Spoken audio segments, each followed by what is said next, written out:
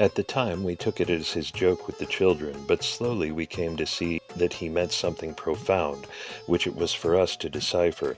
Now I think this was his way of saying indirectly that although the body may be of very different ages on its way from birth to death, something just as real as the body, and for which the body is only a vehicle, always was and always will be. In that sense, we are in essence all the same age. After I had met Yoga Swami many times, I learned to prepare my questions carefully. One day, when I had done so, I approached his hut, took off my shoes, went in and sat down on a straw mat on the earth floor, while he watched me with the attention that never seemed to fail him. "Swami," I began, "I think already wrong," he thundered, and my mind again went into the non-conceptual state that he was such a master at invoking, clearly the way for being. Though the state desired was thoughtless and wordless, he taught through a few favorite aphorisms in pithy expressions to be plumbed later in silence.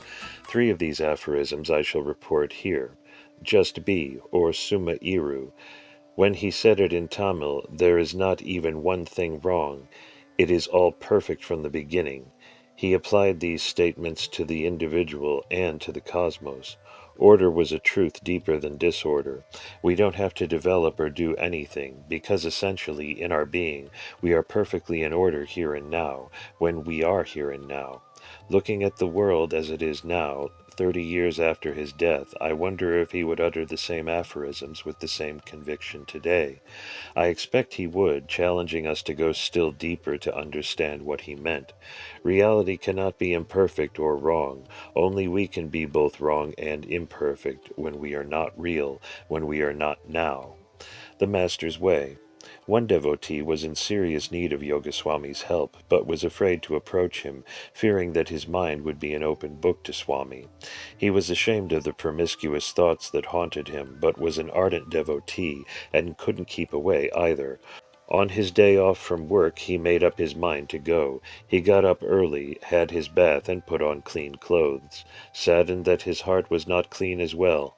Unable to control his mind, he found himself descending further into sinful ways, with thoughts so despicable that he could not even discuss his problem with his friends or his family, who would surely despise him if they knew.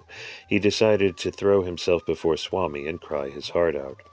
On the way, he hoped that Swami would not be in meditation, because then he would surely perceive his crude fantasies. Entering the ashram, he found Swami happily conversing with some disciples. "I have escaped," the man thought as he prostrated and worshipped the Satguru. With a wry smile, Swami looked straight into his eyes and said, "I know everything from your head to your toes. I know all your thoughts, not only yours, but everybody's. I am in everybody. You do not know this because you think of yourself as separate from the others. Learn to consider yourself as the same as others and not separate." Then, taking the camphor tray that was burning before him, he gave it to the devotee and said, "Take this light, and considering everyone here to be Shiva, worship them." It was Shiva Yoga Swami's habit to visit the homes of close devotees, usually without notice, but always to the delight of the family, who regarded even the shortest sojourn as blessings enough for a lifetime. He often arrived in the hours before lunch, and on rare occasions he would stay overnight. Some devotees, hopeful of such a visit, prepared each day's meal in the expectation, however uncertain, that Swami would arrive at their door. In her book St. Yoga Swami and the Testament of Truth, Ratnama Navaratnam tells of her family's association with Yoga Swami. The meaning of Saint Manikavasar's famous plea, "Thou gavest thyself to me and takest myself to thee, O Shankara, who hast gained more," dawned on us faintly as we saw our parents revolve in the orbit of the Guru's light. It was in the early 30s that, at our father's bidding, we took to the serious study of Tiruvasagam, which in turn served to illuminate the profound significance of the God Guru in our spiritual quest. In all these early associations, Swami continued to be a distant star in the firmament of our lives till the last week of May 1939, when he blazoned as a shaft of immense magnitude. Our father stumbled over a stone heap at the gate of his newly built house, called Cheliampathy, and had a fall, but escaped any serious injury except a sprain and strain at the ankle, which confined him indoors during the month of April 1939. After the observance observance of the Chitra Purnima fast, he developed fever with slight digestive upsets, and after a fortnight his condition remained static. It did not improve nor deteriorate. Late in the evening of the 28th of May, our father called for mother and all his children, and asked us to switch on all the electric lights and spread a white cloth on the chair near his bed, and bade us sing. He also indicated that we should worship him who shall come by prostrating at his feet. We did not understand the subject of his discourse, though it seemed so enigmatic. We obeyed his injunction mechanically and awaited. At the Sandhya dusk hour, with the waxing moon of Vaikasi shedding its translucent light, he came with his umbrella tucked under his armpit and opened the garden gate. Swami's voice reverberated as he called out my father's pet name, Sanathambi, and walked right up to his bedroom, ignoring midway my mother's prostrations amidst tears. Then was enacted a tuneful communion too sacred for communication. At the sight of Swami, my father tried to rise up from his bed, but the Guru took both his frail yet cooped hands and held him against his chest and sang. It was a song that conveyed the bliss which awaits the bondsman of Shiva. His voice resounded from time to eternity. Then he took the holy ash out of the conch shell on the bed table and placed it tenderly on my father's forehead. We saw our father's face gleaming in sweet communion. It was not a parting, it was a promise fulfilled, an assurance of the certitude of Shiva's beatific bliss. He arose and left us bewildered. It seemed to us, in passing, strange that Swami had not offered a word of comfort to any of the distressed inmates. It was his way. Orapolapam Ilai, there is not one wrong thing. It was his will that we simply be Summa Iru. We were merely spectators in this magnificent spectacle of the play of Guru's grace. My father attained Samadhi on the night of the 30th of May, 1939. Here was an introduction to increase our faith and clear all wavering doubts in the Guru, whose Shiva Jnanam, God illumination, was a source of mystery as well as perennial attraction. It was the beginning of a new phase then. Little by little we learnt to draw from the Guru's bank of grace. All resistance faded away. The magnet proved irresistible, and the realization dawned on us that the Guru art all, after the agonizing parting from a priceless treasure in our lives. Subsequently, Ratnama Navaratham and her husband, Thirunavukarasu, became close devotees. Their home was a short walk from Yogaswami's ashram, which she would visit every day. Thiru was often Yogaswami's chauffeur and kept his black ambassador polished and ready inside its small garage whenever called to duty. Ma, a brilliant author and educator, applied her linguistic skills to writing of her experiences with Swami and virtually every word she heard him speak. She would go to the hut mornings and evenings, sitting quietly in the back as the day's events unfolded. Once home, she would record conversations word for word, along with visitors' names, and especially Yogaswami's Upadeshas. Station Master S. Vinachitambi described his experiences. Sometimes when Swami stayed in our house, he would spend hours in deep meditation. Seeing him seated in the lotus pose as the Lord of Meditation on my return from work would enrapture me. Early morning, when we would wake up, seeing Swami lying on the bed, he looked like the Lord of Serenity. On seeing that form, I would sense that we were looking at God, thus proving the words of that rare mantra, I am He. Even when Swami was not there, it was natural to recall his divine form and sagely words.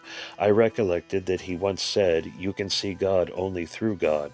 As I remembered this, the certainty arose that there was no greater God than Yogaswami, who was constantly seeing God everywhere, within and without. In this state of mind, I went to the ashram at Kolumbathurai to see Swami, who was seated amidst a few devotees. Without forethought, I fell at his feet and worshipped him. From that day onward, until he attained Mahasamadhi, whenever I went to see Swami, I worshipped him, despite his saying, "It is not necessary to worship in front of people. It is not necessary to fall on the ground. It is sufficient if you worship mentally." One day he called me by name and queried, "What is the one thing God cannot do?" Hearing the question, I was shocked. When it is said that God is all-powerful, is there something he cannot do? Swami quietly said, "You need not answer now. You can give the reply when you come in 2 days' time." When I came home, the question kept resounding in my mind. I could think of nothing else. Then a section I had studied in the Mahabharata came to my mind. When Krishna asked what could be done to prevent the war, Sahadevan's reply was, "If I bind you straight away, the war can be prevented." Krishna responded, "How will you bind me?" To which Sahadevan replied that he would bind his Lord with the fetters of love. This seemed to me a satisfactory answer to Swami's question. 2 days later, when I went to see Yoga Swami, I gave my reply. When God is captured by the love of the devotee, he cannot free himself. Hearing my answer, he challenged, "How can that be? You can bind God by love only if love is different from him. You cannot separate God from love. God is love," he continued. "The one act God cannot do is to separate himself from us, even for a moment. By this device, my guru impressed on my heart that God does not separate from us even for a trice, and is always within us as the soul of our souls. Now, since Swami is my God, I began to meditate on the fact that he is the God who is inseparable from me. When a person seeking his blessing prostrated before him on the cow dung floor, Swami would often say, 'Look, I am worshipping.' A devotee named Nagendran recalls when, as a boy, during the initial years of World War II, he observed Shiva Yoga Swami having lunch at his uncle's house near Colombo. He begins with a description of the state of affairs in those troubled days. The Great War between England and Germany had begun in 1938. France and later Russia joined England in the war against Germany. Czechoslovakia, Poland, Holland, Norway, Sweden, and Denmark were overrun by Germany and Italy. England and its allies were fighting a strenuous rearguard battle to save themselves and the rest of Europe. Australia and Canada had sent forces and were fighting alongside England and its allies. The English colonies of India, Ceylon, Madagascar, and other colonies in Africa were all mobilized to support the war. The hard-fought battles and the routs of the Allied forces were headlines in the Ceylon daily papers. England had the full support of the people I knew in Ceylon. Hitler and Mussolini were detested names. Every evening my father and his friends would meet at the veranda of our house in Colpetti near Colombo to discuss and analyze the battles. The United States had just declared war on Germany, Italy, and Japan and sent forces to Europe under General Eisenhower to fight alongside England and its allies. My father would tell his friends, "You see, America has joined the war. It is a moving mountain. Germany and the Axis powers will now be crushed." His friends concurred, but the war had not as yet had much impact in Ceylon. As boys of 7 and 8, we listened attentively from behind the scenes to these discussions among the adults. Uncle Ramanathan was a vegetarian. Crisp and pithy sayings of Hindu sages in large green Tamil script were framed and hung in the drawing room. One of the scripts read, "Persons who have entrusted themselves to God should never let go of him." During my visits there, I heard my uncle and other elders talk of Yoga Swami in hushed and reverent tones. I had my first glimpses of Yoga Swami when he visited my uncle's house. Yogar was of medium height and build. His countenance was rugged and dark. Long white silver hair flowed back from the high forehead and was tied in a knot at the back of his head. He would occasionally untie the loosening knot and tie it firmly back in place. His forehead and body had no Tiruniro, sacred ash, which was unusual for a holy man. No Rudraksha necklace or garlands adorned his neck. He was a plain, unvarnished man. The significance of this simplicity only dawned on me much later. Lunch would be served during his visit in the midst of devotees invited by my uncle. Woven mats were laid out on the floor, making a square in the large drawing room. A plantain leaf was placed first before Yoga Swami and then the devotees. Steaming white rice and fresh vegetables without chilies or other spicy condiments were served on the leaves. Yogar would sprinkle a few drops of water on his leaf, utter a few words of blessing, and commence his meal. Only when he had taken the first bite would the devotees begin their lunch. His meal did not take more than a few minutes.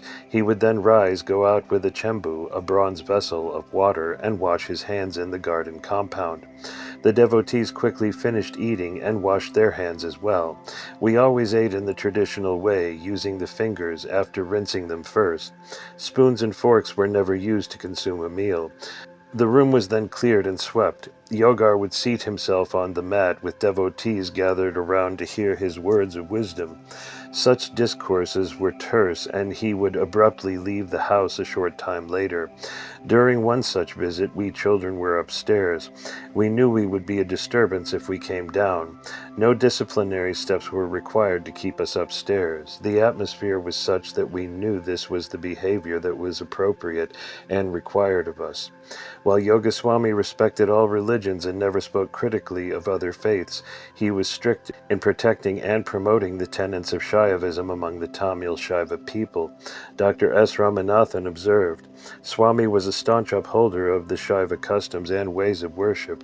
He taught that properly conducting pujas in temples and homes and observing the festivals with faith and devotion bring benefits to the individual and the entire world.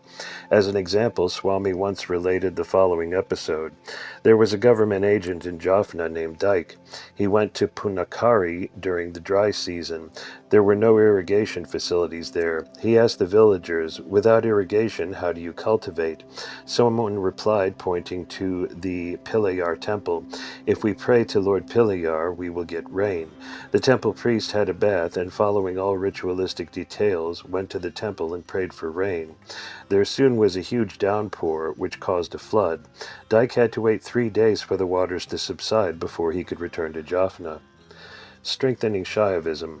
Swami worked to encourage and revive the proper observance of traditional practices.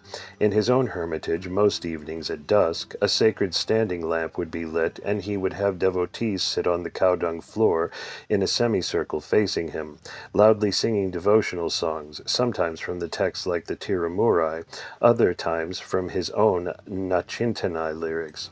Swami insisted that all the children, especially those studying music, should learn the ancient hymns. He challenged, what is the use in singing ordinary verses when it is so much better to study and sing the powerful Tirumurai?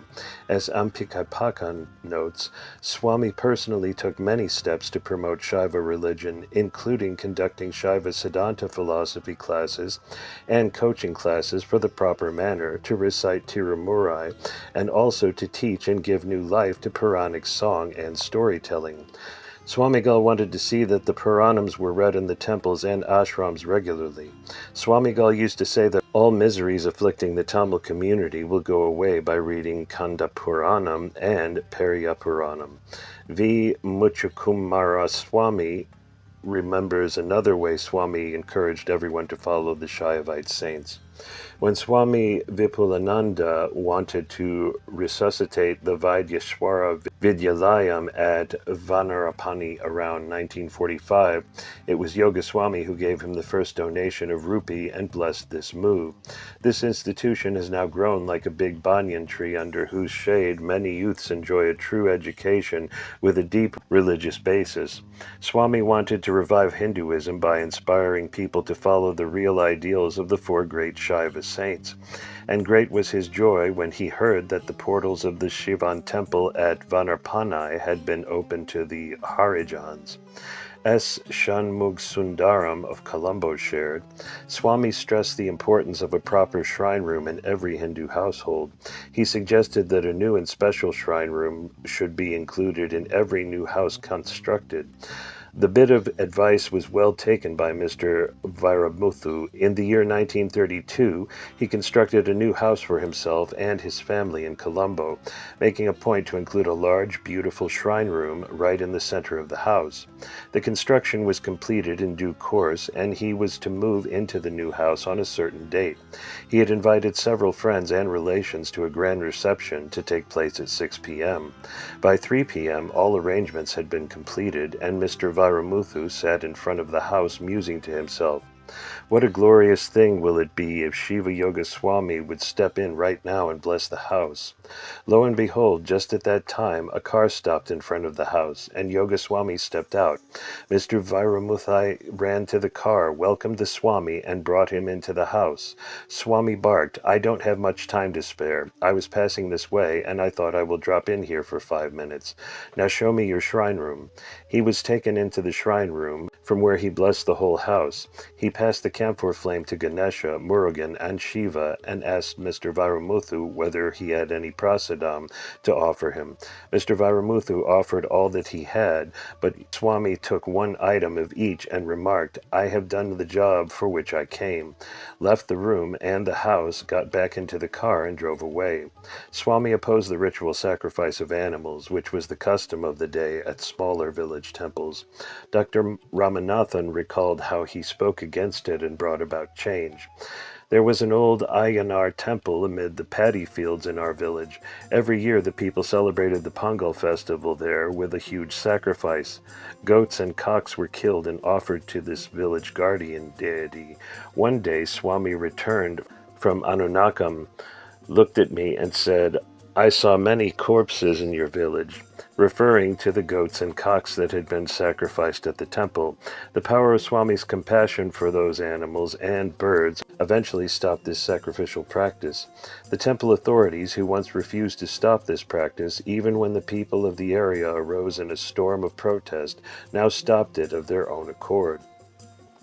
Tolerance and compassion. A strict vegetarian, Swami also abstained from alcohol, though he smoked cigars in his senior years. Still, he was not puritanical about life. A follower recalled, "There were many devotees who participated actively in the prohibition movement in Jaffna, but one devotee had a large liquor store and traded in it. Swami saw nothing wrong in this, for he never considered anyone as a sinner.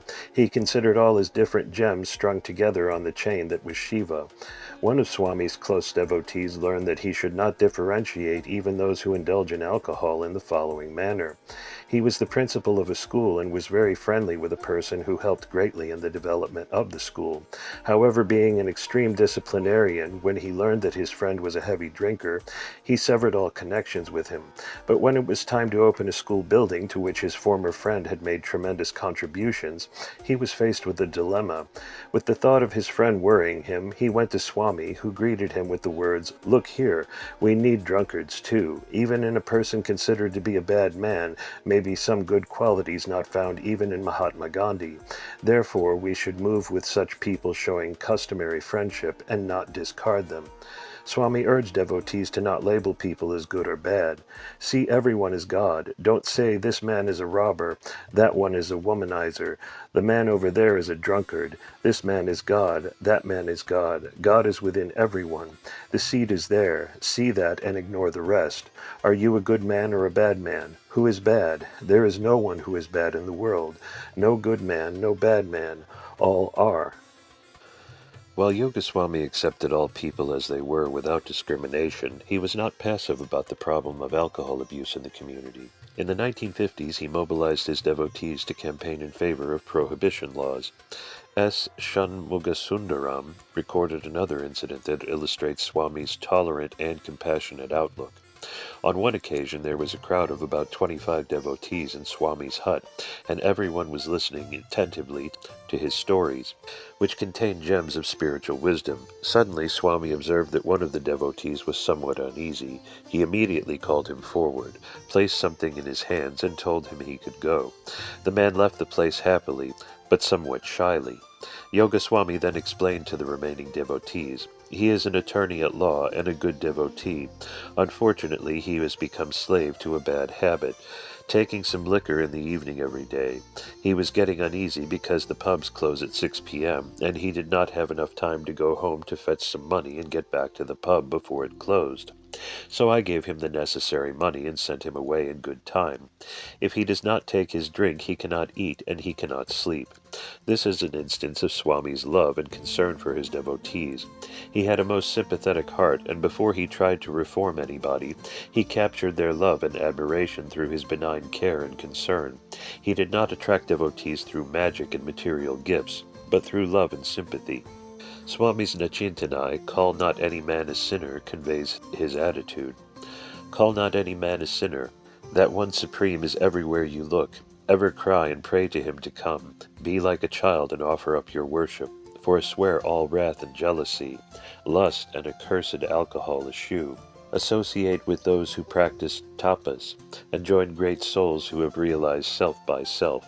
A story from S. Shanmugasundaram illustrates Swami's compassion, his close familiarity with the Jaffna people, and his acceptance of the entire spectrum of humanity.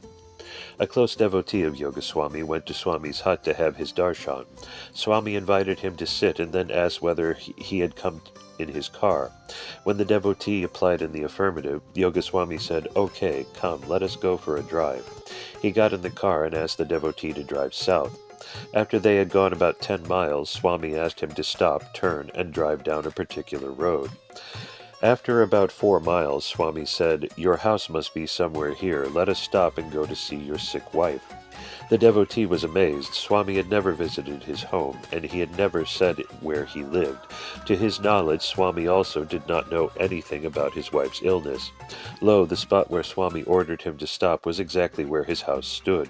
With awe and respect, the devotee got down and took Swami inside. The wife was bedridden, so Swami went into her room, had a close look at the patient, chatted with her for a few minutes. When he came out, he did not speak a word, and the devotee did not ask any questions.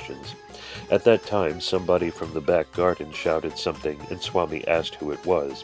The devotee replied, "That is my father-in-law, Swami. He is a peculiar type of man. He is not interested in religion or dharma. He is entirely self-interested and is only bent on making money all the time." Swami then remarked, "This world is like an ornament worn on Shiva Paraman's chest. That ornament is studded with various stones like rubies, diamonds, sapphires, and emeralds. Some of them may be white, and some may be of various colors. Some stones may be bright, and some may be not so bright, but all the stones join to make the ornament beautiful. Similarly, the people on this planet who are stones on the ornament cannot be all alike. If all are good, the world cannot go on. Therefore, there is nothing wrong in your father-in-law's attitude." When they were driving back, Swami told the devotee that his wife would have to continue in bed till her death 3 years later. The day I met Yogaswami. Sometime in the late 50s, Sam Wickramasinghe of Colombo, a Sinhalese Buddhist, visited Yogaswami with a Tamil friend from Jaffna. Sam was a sincere seeker who had heard much about Yogaswami, but had never visited him. Sam had met his new friend one day while walking along the seashore in Colombo. Soon after they exchanged greetings, the elder began telling him about Yogaswami with great enthusiasm, then scolded him for never having visited Swami. "It is disgraceful that you haven't bothered to visit our sage who lives on this island." The man ordered him to pay Swami's train fee to Jaffna and invited him to live in his home in Telepalai as long as he wished. Using the pen name Shushunaga Wirapuruma, Sam recounted his experience in a small book he wrote in 1970 called Homage to Yogaswami. "Being a devout Hindu, my friend sincerely believed that it was necessary to purify me as a preparation for the forthcoming visit to Yogaswami. In the mornings before sunrise, his wife would recite hymns from the Hindu scriptures. Frequently I had to dress in a white dhoti with sandalwood paste and holy ash applied liberally on my body as a necessary requirement before entering certain temples. I did not quite see the religious or spiritual significance of these rituals, but perhaps they added a certain color to these otherwise drab and solemn occasions. As the weeks passed by, much though I was enjoying the hospitality of my generous host, I was nevertheless beginning to feel rather impatient that we had not yet visited Yogaswami. Later I realized that my friend was sincere in his assurance that a preliminary period of preparation was absolutely essential before having an interview with Yogaswami. Nearly a month had passed, and I was longing to return home to Colombo. As I was losing my earlier interest in Yogaswami, I finally decided to leave Jaffna without visiting him. When I broke the news of this decision to my friend, he gleamed triumphantly. "Ah, I think the right moment has come. Now that you are losing interest in him, you are in a ready state to see him. We shall go tomorrow." We decided to meet Yogaswami the following morning at sunrise, which was supposedly the best time for such a meeting. It was a cool and peaceful morning, except for the rattling noises owing to the gentle breeze that swayed the tall tall and graceful palmyra trees. We walked silently through the narrow and dusty roads. The city was still asleep. We approached Swami's tiny thatched roof hut that had been constructed for him in the garden of a home outside Jaffna. Yoga Swami appeared exactly as I had imagined him to be. At 83, he looked very old and frail. He was of medium height, and his long gray hair fell over his shoulders. When we first saw him, he was sweeping the garden with a long broom. He slowly walked towards us and opened the gates. "I am doing a coolie's job," he said. "Why have you come to see a coolie?" He chuckled with a mischievous twinkle in his eyes. I noticed that he spoke good English with an impeccable accent. As there is usually an esoteric meaning to all his statements, I interpreted his words to mean this: "I am a spiritual cleanser of human beings. Why do you want to be cleansed?" He gently beckoned us into his hut. Yogaswami sat cross-legged on a slightly elevated neem-wood platform, which also served as his austere bed, and we sat on the floor facing him. He had not yet spoken a single word. That morning we hardly spoke. He did all the talking. Swami closed his eyes and remained motionless for nearly half an hour. He seemed to live in another dimension of his being during that time. One wondered whether the serenity of his facial expression was attributable to the joy of his inner meditation. Was he sleeping or resting? Was he trying to probe into our minds? My friend indicated with a nervous smile that we were really lucky to have been received by him. Yogaswami suddenly opened his eyes. Those luminous eyes brightened the darkness of the entire hut. His eyes were as mellow as they were luminous. The mellowness of compassion. I was beginning to feel hungry and tired, and thereupon Yogaswami asked, "What will you have for breakfast?" At that moment I would have accepted anything that was offered, but I thought of idlis, steamed rice cakes, and bananas, which were popular food items in Jaffna. In a flash there appeared a stranger in the hut who respectfully bowed and offered us these items of food from a tray. A little later my friend wished for coffee, and before he could express his request, the same man reappeared on the scene and served us coffee. After breakfast, Yogaswami asked us not to throw away the banana skins as they were for the cow. He called loudly to her, and she clumsily walked right into the hut. He fed her the banana skins. She licked his hand gratefully and tried to sit on the floor, holding out to her the last banana skin. Swami ordered, "Now leave us alone. Don't disturb us, Vali. I'm having some visitors." The cow nodded her head in obedience and faithfully carried out his instructions. Yogaswami closed his eyes again, seeming once more to be lost in a world of his own. I was indeed curious to know what exactly he did on these occasions. I wondered whether he was meditating. There came an apropos moment to broach the subject, but before I could ask any questions, he suddenly started speaking. "Look at those trees. The trees are meditating. Meditation is silence. If you realize that you really know nothing, then you will be truly meditating. Such truthfulness is the right soil for silence. Silence is meditation." He bent forward eagerly. "You must be simple. You must be utterly naked in your consciousness. When you have reduced yourself to nothing, when yourself has disappeared, when you have become nothing, then you are yourself God. The man who is nothing knows God, for God is nothing. Nothing is everything, because I am nothing. You see, because I am a beggar, I own everything. So nothing means everything. Understand?" "Tell us about the state of nothingness," requested my friend with eager anticipation. "It means that you genuinely desire nothing. It means that you can honestly say that you know nothing. It also means that you are not interested in doing anything about this state of nothingness." What, I speculated, did he mean by know nothing? "The state of pure being, in contrast to becoming," he responded to my thought. "You think you know, but in fact you are ignorant. When you see that you know nothing about yourself, then you are yourself God." Chapter 15. We Know Not. Shiva Yogaswami's teachings, rife with esoteric insights about nothingness and not knowing, perplexed many an outsider. In fact, the normal emphasis is on acquiring knowledge or replacing a lack of knowledge on a subject with knowledge. We purchase a new computer. Knowing little about it, we read the manuals, talk to experts, and end up acquiring enough information to use the computer. We have replaced a lack of knowledge with knowledge. Yogaswami's approach, dealing as it must with spiritual matters, is the opposite. We start with intellectual knowledge about God and strive to rid ourselves of that knowledge. When we succeed, we end up experiencing God. Why is this? Because the intellect cannot experience God. The experience of God in his personal form and his all-pervasive consciousness lies in this superconscious or intuitive mind. And even more cryptic, the experience of God as absolute reality is beyond even the superconscious mind. Acquiring clear intellectual concepts of the nature of God is good, but these concepts must be eventually transcended to actually experience God. Sam Wickramasinghe recalls how Yoga Swami drove this truth into one man's heart. The turning point in Swami Garibala's life came when he returned to Ceylon and journeyed to Jaffna. A lifelong bibliophile, one morning he was browsing through the spiritual section of the Lanka Book Depot on KKS Road in Jaffna town when an old white-haired and rather wild-looking stranger suddenly snatched the book from his hands and said, "You bloody fool, it's not found in books. Ni summa iru. You be still."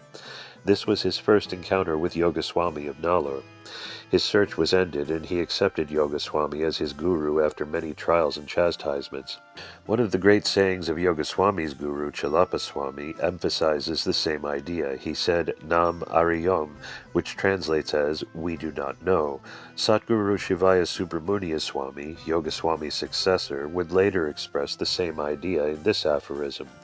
The intellect strengthened with opinionated knowledge is the only barrier to the superconscious. He went on to explain that a mystic generally does not talk very much, for his intuition works through reason, but does not use the process of reason. Any intuitive breakthrough will be quite reasonable, but it does not use the processes of reason. Reason takes time. Superconsciousness acts in the now. All superconscious knowing comes in a flash out of the nowhere. Intuition is more direct than reason and far more accurate. One day Yoga Swami exulted, "I see God everywhere. I worship everywhere. All are God. I can say that because I don't know. He who does not know knows all. If you don't know, you are pure. Not knowing is purity. Not knowing is knowing. When you are humble, if you know, then you are not pure. People will say they know and tell you this and that. They don't know. Nobody knows. You don't want to know. I don't know. Why do you want to know? Just be as you are. You don't want to know. Let God act through you. Give up this I want to know. Let God speak. This idea of knowing must be surrendered. Think, think, think. Then you will come to I do not know. I don't know. You don't know. Nobody knows. It is so. Who knows? If I can say I know nothing, then I am God. Stop reading books, he told one disciple. The greatest book is within you. That is the only book you should read. The others are just trash. Open the book that's within you and start reading it. Be very quiet, and it will come to you. Seekers were constantly making the spiritual path out to be arduous, convoluted, and beyond their capacity. But Yoga Swami repeatedly assured them that it was really not that way. So simple is the path, yet you make it hard by holding on to the idea that you are you and I am I. We are one. We look at the sun and feel its rays. The same sun, the same rays, the same nerves doing the feeling. That also happens when we look within. We feel the darshan of the Lord of the universe, Shiva without attributes. The same darshan is felt by you and me alike. Not your Shiva or my Shiva. Shiva is all. We must burn desire and let the ego melt in the knowing that Shiva is all. All is Shiva. There are millions of devas to help you. You need only implore them and keep yourself steady through sadhana. Then you will come to see all as one and will taste the divine nectar. Chelathurai Swami summarized Yoga Swami's approach as follows. Spirituality is constant awareness of God or oneself. This sahaja state is one in which one is ever conscious of oneself without any effort whatsoever.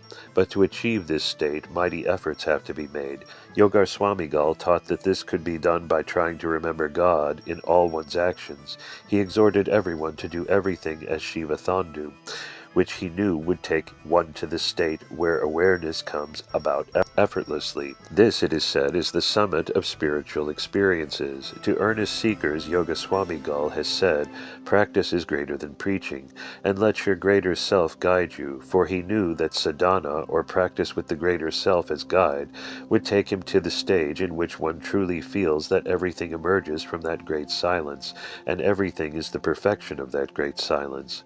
And these are the words which greet one as one climbs to the steps leading to the meditation hall in the Shivathandan Nilayam in Jaffna. Meditation on Shiva. Thus the gurus of the Kailasa Parampara emphasize that in order to realize God, we must go beyond the limitations of the intellect and its concepts. To guide seekers on the path to this experience, Yoga Swami stressed the importance of meditation and formulated a key teaching, a Mahavakya, Tanai Ari, know thyself. This was a second dominant theme of his teachings. He proclaimed, "You must know the self by the self. Concentration of mind is required for this. You lack nothing. The only thing you lack is that you do not know who you are. You must know yourself by yourself. There is nothing else to be known." Markanduswami, a close devotee of Yoga Swami, would later tell visitors to his hut, "Yoga Swami didn't give us 100-odd works to do, only one. Realize the self yourself, or know thyself, or find out who you are. What exactly does it mean to know thyself?" Yoga Swami explained beautifully in one of his published letters. "You are not the body, you are not the mind, nor the intellect, nor the will. You are the Atma. The Atma is eternal. This is the conclusion at which great souls have arrived from their experience. Let this truth become well impressed on your mind." Knowing that most people are trepidatious about meditating deeply, diving into their deepest self, Yoga Swami gave assurance that inner and outer life are compatible. He counseled, "Leave your relations downstairs, your will, your intellect, your senses. Leave the fellows and go upstairs by yourself and find out who you are. Then you can go downstairs and be with the fellows." One disciple was struggling to understand things Swami said to him. He went from one person to another for interpretations of the Guru's advice. Swami heard of this happening and told him, "Stop running around from place to place like a lamb. Sit down and go within yourself. Meditate, then roar like a lion." The American Brahmin. Yoga Swami met few Americans in his life, but one was soon to come to his humble hut. In 1947, 20-year-old Robert Hansen, traveling with a classical dance troupe calling itself the American Asian Cultural Mission, disembarked on Ceylon. During his initial months on the island, Hansen gave dozens of dance performances. Here he learned the ancient healing Manipuri dance and revived a type of dance indigenous to the area around Kandy, a colorful, bold, and intricate art form. But the accomplished artiste had traveled to Ceylon to meet his guru and realize the self. Soon he began to encounter saints and sages, adepts of various yogic disciplines, masters of using the third eye, the science of tuning the nerve centers of the body, Hindu mysticism, controlling the forces of the material world, and meditation. Each catalyst came to him at just the right moment. Robert felt that each of these meetings was auspicious. In each interchange he felt the pull of his guru. Every adept he met gave what he had to give. He obediently performed what he was told until he held a release from that catalyst. Then the next teacher, the next Swami, the next Mufti would come to open to him another realm of superconsciousness. As this was happening, Yoga Swami kept himself veiled, always working through another person. Robert had gone to the jungle caves of Jailani and fasted there until he realized the self. He was continuing to follow a disciplined sadhana. In early 1949, the young Brahmin from America, as he was called, met C. Kandiya Chettiar, the Hindu adept, who would introduce him to Yoga Swami. Kandiya lived in Alavedi, a village not far from Jaffna town. He had been with Yoga Swami for decades and knew him well. They had frequently talked in the streets and shops of Jaffna, and sat together many times in the ashram home of Chalachi Ammayar. After spending several weeks together in Colombo, Chettiar invited the young man to travel with him to Jaffna. There, Robert stayed with Kandiya at his family home. The American Brahmin was quietly eager to meet Jaffna's legendary old beggar. Finally, the meeting was arranged. Shiva Yoga Swami received the American seeker in his hermitage several times, spoke with him about yoga and things philosophical, gave him a Hindu name, Subramania, along with inner instructions, and initiated him with a powerful slap on the back, saying, "This will be heard in America." When Kandiya heard about the slap on the back, he knew what had occurred. He remarked to close friends, "Now it is finished. Swami has performed the coronation." The last time Subramania approached the hut, Yoga Swami yelled yelled out, "Go away, I am not at home."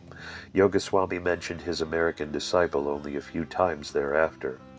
In 1956, when Subramania had a climatic mystical experience in Denver, Colorado, Yogaswami said to Kandiya Chettiar's son, Vinayagamurthy, "Hansen is dead, Hansen is dead." Everyone felt sad until they realized a letter from Subramania sharing that he had begun his teaching work in the West. Hearing that, the Jaffna Shayavites understood what Yogaswami had meant. It was the same statement Chalapaswami had made about Yogaswami years earlier. Later, someone asked Yogaswami if he had left a guru. He replied, "Subramania is in America." Another time he said, "Oh, I have a man in America." One day Swami was giving some instructions to Vinayamurthy, going on about what he should do with his life. Vinayamurthy reminded him that he was taking care of Subramunia's ashram in Alavedi, and Yogaswami answered, "Oh, that friend of your father." But he later remarked to Vinayamurthy in an offhanded way, "So you are helping us build the bridge." Subramunia would later remark that Yogaswami instructed me to build a bridge between East and West. It was a phrase Subramunia would frequently reference, and a goal he never forgot. During this period, Yogaswami urged people to build bridges to the West. He sent some to England and America to meet his close devotees. He told those going of the importance of their mission and gave details on what they should say in bringing Shaivism to various Western countries.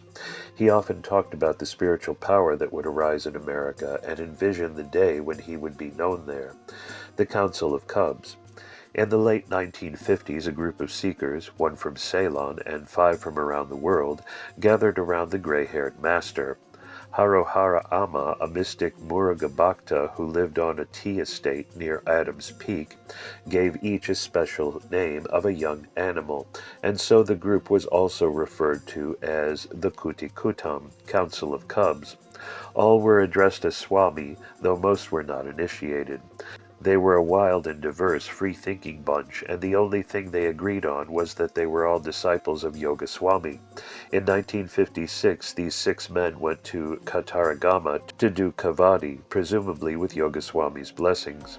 They were Garibala Swami, born Peter Joachim Schoenfeld in Germany in 1907, known as Naikuti Puppy; Sam Wickramasinghe, a Sinhalese Buddhist of Ceylon, known as Pulikuti Tiger Cub; Barry Windsor of Australia, known as Shankara Pillai Swami or Narakuti, Young Fox; Mr. Balasingham of Colombo, Ceylon, known as Mudaliar Swami or Pandrikuti Piglet; James Herwald Ramsbotham of England, the second Viscount Solbury, whose father was Britain's last Governor-General of Ceylon, known as Sandaswami or Yanaikuti Elephant Cub; and Adrian Snodgrass of the United States, known as Punaikuti Kitten. The elder of the group, Garibala Swami, popularly known as German Swami, was the only formally initiated sannyasin.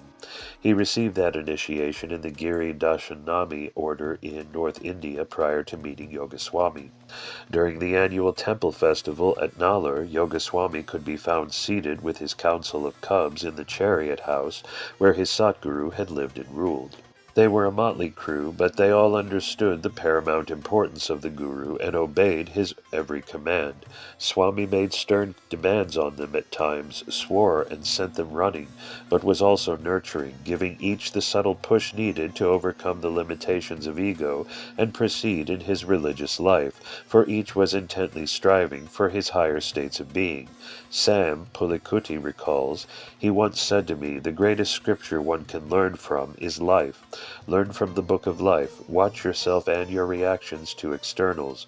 Don't suppress anything. Go into every situation that strikes your path and watch mindfully, in joy or in sorrow, in anger or in love. Then one day, quite suddenly, unexpectedly, the watcher who is watching all this and getting involved in all this will be seen." T. Shiva Yogapathy shared some insight into the life of Sanda Swami, who is considered one of Yogaswami's foremost brahmachari disciples. German Swami is said to have lived in Jaffna from the early 1940s, predominantly in the Chelvasanathi Murugan Temple at the northern tip of the island. He met Yogaswami in 1947 and introduced Sandaswami to Yogaswami in 1953. 3 years later, Yogaswami initiated Sandaswami and assigned him to reside, meditate, and serve at the KKS Road Shivathandan Nilayam, Jaffna. Yogaswami instructed Chalathurai, the Nilayam manager, to be alert and not to allow German Swami to influence Sandaswami in a wrong direction. Devotees remember the English seeker as a serious, dedicated brahmachari who was often seen avidly studying books related to Shaiva philosophy.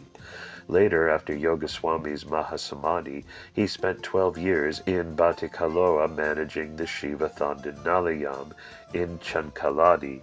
In his later years, he returned to Jaffna and stayed for a few years with Markundaswami at his humble hermitage and ultimately returned to England and to his noble family. He attained Mahasamadhi at the age of 92 on December 13, 2004. Solace for all, thousands and thousands of people approached him over the years.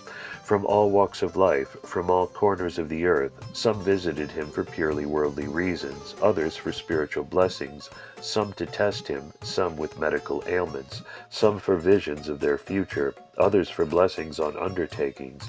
In the words of Sri Tikuri Banda Disanayaki, to all stricken in body or weighed down by sorrow, he had a word of solace and a blessing. Everyone went away refreshed. Ratnama Navaratnam wrote, people of all faiths, men and women from different walks of life, seekers from all parts of the globe, east and west, north and south, the rich and poor, old and young, thronged to him for succor, for they realized that they were in the presence of a great master in whom conflicts and contradictions did not exist, and who radiated an abiding inward peace, santam upasantam. Swami's effulgent face, penetrating eyes, the white flowing beard, and the spreading forehead with the gleaming holy ash, his waist cloth of white cotton, and the hair knot on the crown of his regal head, altogether struck awe and majesty in the hearts of those who approached him with infinite reverence and humility. S. Nigel Subramaniam Shiva treasures this anecdote. One day, as usual, my father, Subramaniam, said to see Shiva Yogaswami. Yogaswami told to my father, I have to tell you some news. My father was very attentive to hear what Swami was going to say. Yogaswami announced, God Shiva really exists, and I have no news other than that. One morning, a man came to share his life's sorrows with Swami, complaining that he had several daughters and could not afford the dowries that would be required to get them married. Now one had received a proposal. Wordless, Yogaswami reached into his veshti, into that hip pocket that is really just the cloth folded in upon itself, and handed the man 10,000 rupees for the dowry. Other fathers he told not to worry, that men would marry their daughters based on their merits. Invariably it came to be. S. Shanmuga Sundaram recounts how Swami once called upon other devotees to assist a man with his daughter's dowry. Yogaswami's heart was full of love and compassion for everyone. Whether he smiles at you or scorns you, whether he embraces you or kicks you, every act of his is an act of love and grace. Without any outward show, he would shower so much compassion on all beings. The care and concern he had for those in need was immeasurable. He never disappointed any sincere devotee who approached him with a problem. One fine morning, Yogaswami was seated in his hut with two devotees in front of him.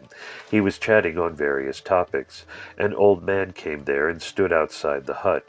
Swami summoned him inside and asked, How is everything going with you? Without uttering a word in reply, the man broke down crying and sobbed for 2 or 3 minutes.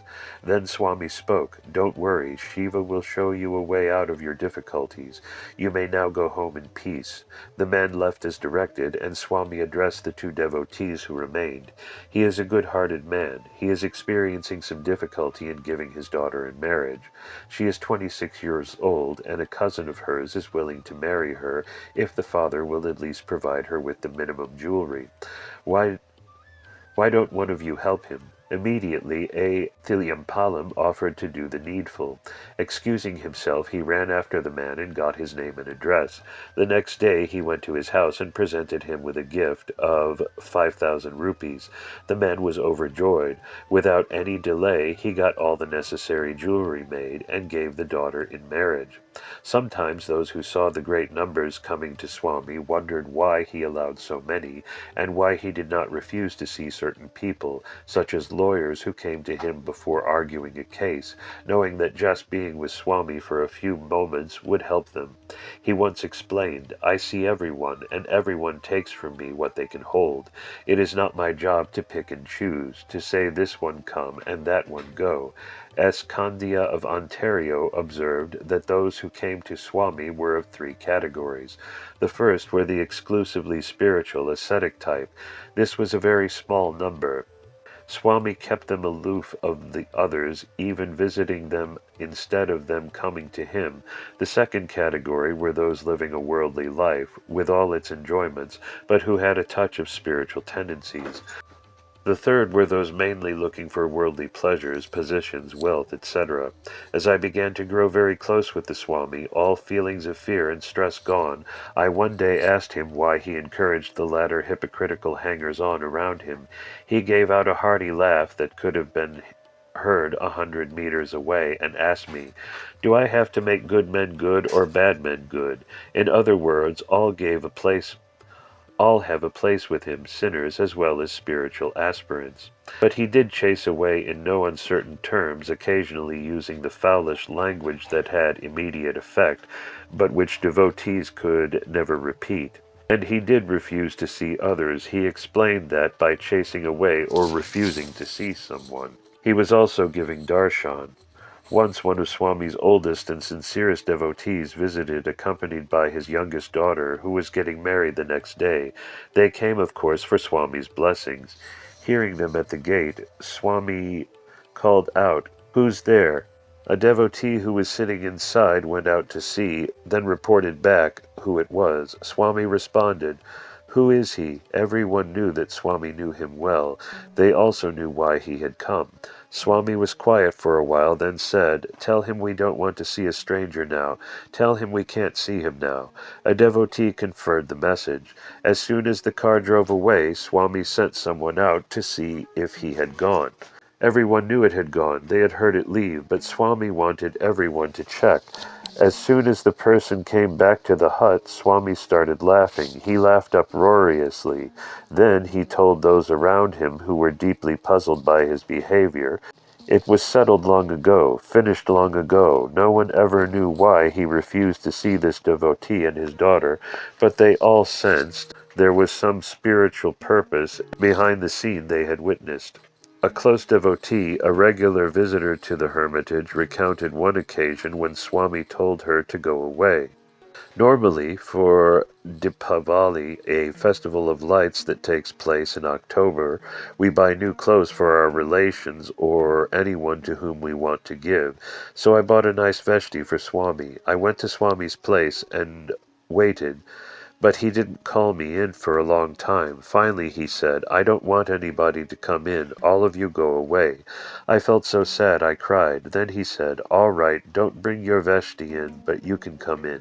I felt sad because Swami refused to take the vesti that I had bought. He then quoted an example about a king called Janaka, who was also a great saint. Janaka's guru made him wait for 40 days, and he was not perturbed. He just stood there. "You, like a fool, are crying for a little thing." Then he sent me away. "First obey, and then command," he used to say. Once a man was inspired to open a bookstore, beginning with a collection of used books he had obtained. He wanted Swami to come and bless the store, but every time he saw Swami, the request slipped from his mind. Somehow, in Swami's presence, it didn't seem important enough to mention. He arranged to have a small ceremony at an auspicious time to mark the opening. The time of the ceremony arrived, and still he had not invited Swami. Yet at the exact moment the astrologer had set for the puja to begin, Swami arrived. In time, the shop became the foremost bookstore in Jaffna. The owner considered its success a direct result of Swami's blessing that day. Hundreds of stories are told of Swami's answers to unspoken questions and fulfillments of impossible-to-know needs. If someone came and had a significant experience with Swami, or received some important help, he would forbid them to talk about it. Sacred is secret, and secret is sacred, he admonished. So carefully did people keep that advice that neighbors both might have visited Swami and not have told each other about it.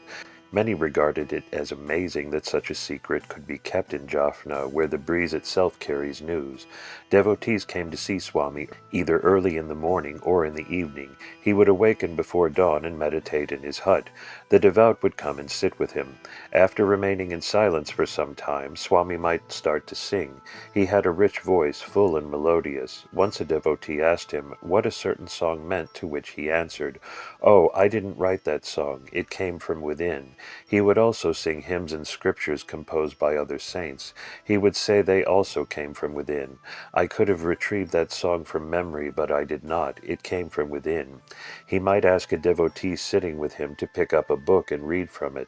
The Taittiriya Upanishad, a work from the vast Tirumurai, Swami Vivekananda's writings, or some other holy book.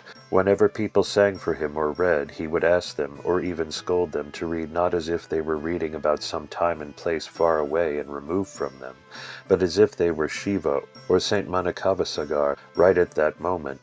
That's the only way to understand these words, he insisted. Swami challenged each one who approached him. The only difference between you and me is that I know who I am. Can I help you find out who you are? I can show you the way and light the path, but you must stand on your own feet and do the work yourself. Everything is within you. You have only to find it and claim it. I can show you the way to go to Kirimalai or the way to Nallur. I know the way. I've been there many times. But if you want to go there, you must do the walking. I can't do the walking for you. It's the same with the spiritual path. Over the years, by his tireless efforts to uplift, inspire, and assist each person with whom he came in contact, Swami built up a strong congregation of devotees. Inthumathi Amma writes, "By staying at the Kolumbathurai ashram and by going to the homes of devotees, Swami attracted a great following. Among those were some who were transformed into serving God by doing service to others, by taking and giving to others. Yet others, true to the words, 'Whoever thinks of me constantly, they are my good devotees,' became devotees who thought of him constantly. Some entire families, husband, wife, parents, children, uncles, and aunties, all became devotees as a group. Some of these families, disregarding the comments of others that they were mad, named their children Shivanchayal, Shivathandan, Yogaranandan, Yogaranban, so that they could be constantly reminded of him. Yet others became karma yogis. Some renounced and became acolytes living near Swami. Even one who belonged to the nobility in England renounced everything and became Swami's devotee.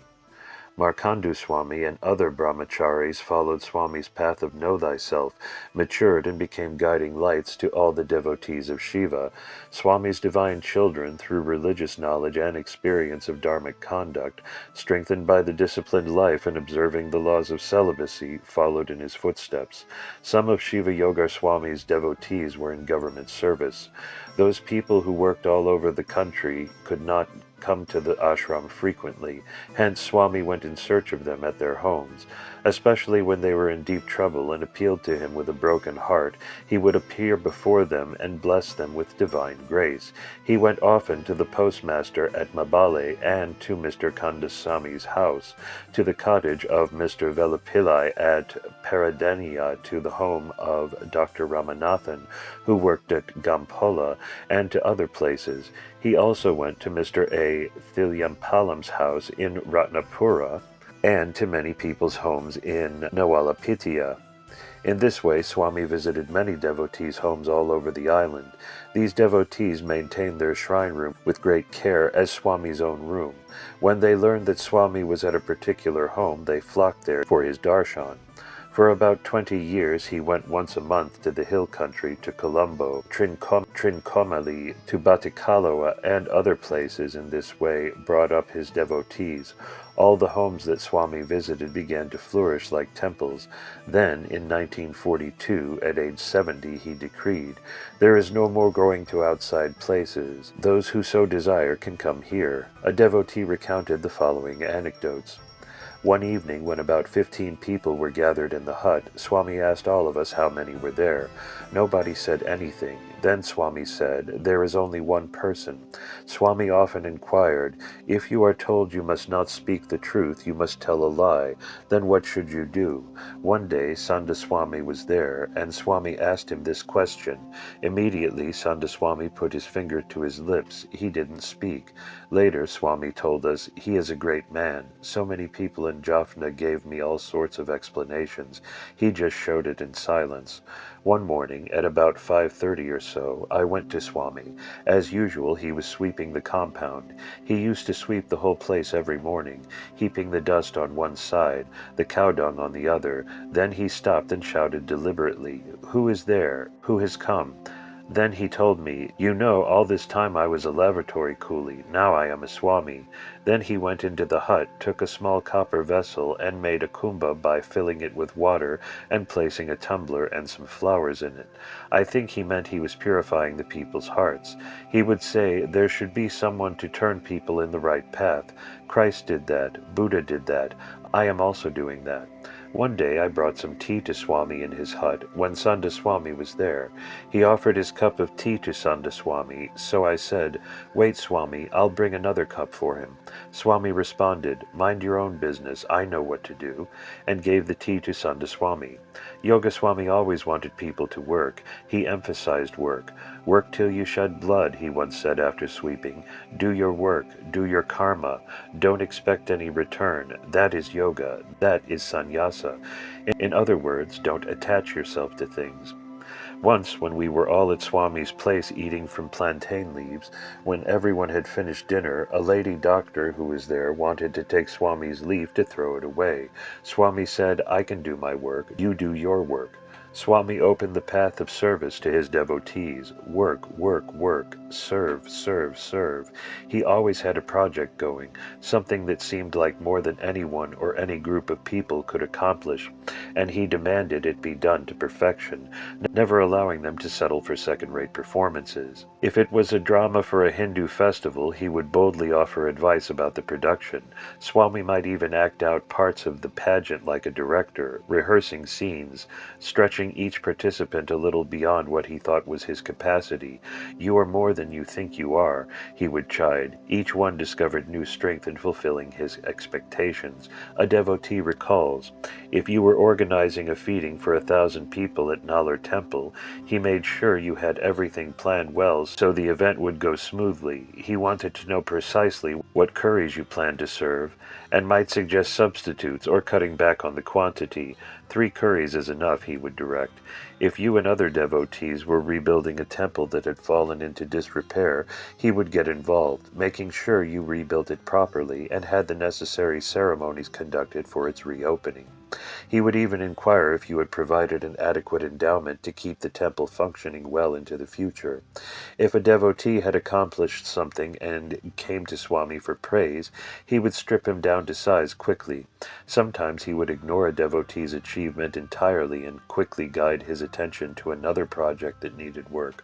Or he would scold, "So, you think you have put on a good feeling. Was it you who put life into the food? Into those who cooked the curries? Who created hunger? Who discovered the way to satisfy it? My child, you must not think you have done anything. It is all the work of the Lord. When you know that, then you will know you have done nothing." "Be like water on a lotus leaf," he urged. "In other words, don't get attached. Be free to move here and there with the feeling that nothing is happening." One time a devotee close to Swami had what he considered an extraordinary spiritual experience. He had encountered in meditation dimensions of consciousness that were remarkably new to him. In the street the next morning, Swami asked him what had happened. Without thinking, he blurted, "Nothing, Swami." "That's right," Swami affirmed, "nothing happened." Yoga Swami knew exactly what each one who came to him wanted. People rarely spoke in his presence. It was against Guru protocol unless he initiated the discussion, and most often they simply found themselves unable to ask questions. If they did, he would say, "Your ignorance is speaking. Send it home."